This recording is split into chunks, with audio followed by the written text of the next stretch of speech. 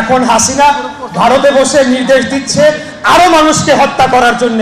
হাসিনার তার বিন্দু মাত্র কোনো অনুশোচনা নাই, তার দলের একটা নেতা কর্মীরও এক বিন্দু কোনো অনুশোচনা নাই। তারা যে ধরনের গণহত্যা চালিয়েছে, আজকে জাতিসংঘের একটি রিপোর্ট প্রকাশিত হয়েছে, সেখানে তারা প্রকাশ করেছে যে গত জুলাই আগস্টে খুনি হাসিনার এবং তার যে দোসরদের দ্বারা 1400-র অধিক ব্যক্তিকে হত্যা করা হয়েছে।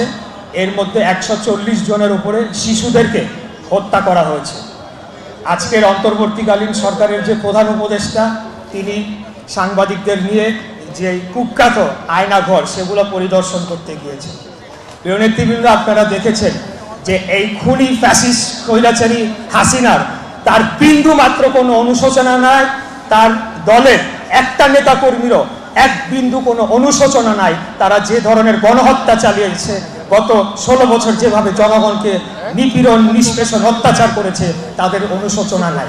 বরঞ্চ এখন হাসিনা ভারতে বসে নির্দেশ দিচ্ছে আরো মানুষকে হত্যা করার জন্য এবং আমাদের দেশকে অস্থিতিশীল করার জন্য তারা এই নির্দেশ দিচ্ছে এবং সেগুলো বাস্তবায়ন করার চেষ্টা করছে।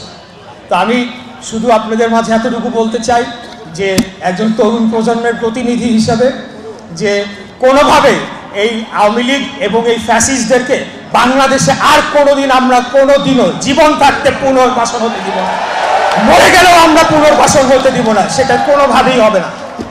এরা যদি আবার ফেরত আসে, বাংলাদেশকে তো তারা ধ্বংস করেছে, তারা সবার আগে আমাদেরকে আবার হত্যা করার জন্য তারা ইতিমধ্যে চেষ্টা করছে, আবারও চেষ্টা করবে। এই সুযোগ আমরা তাদেরকে দিব না, এটা হলো আমাদের শেষ কথা। এই আওয়ামী লীগ নামের কোনো দল বাংলাদেশের রাজনীতিতে রাজনীতি করার কোনো অধিকার রাখে না, এটা আমাদের শেষ কথা। এবং তাদেরকে প্রতিহত করার জন্য তাদের যে রয়ে যাওয়া দোসররা, যাদের বিন্দু মাত্র অনুশোচনা নাই, এখনো তারা ঘুরে বেড়াচ্ছে কিভাবে মানুষকে হত্যা করবে। একজন অনলাইন অ্যাক্টিভিস্টের বাড়ি পুড়িয়ে দেওয়া হয়েছে গত রাতে। আমরা সবাই ঝুঁকির মধ্যে আছি।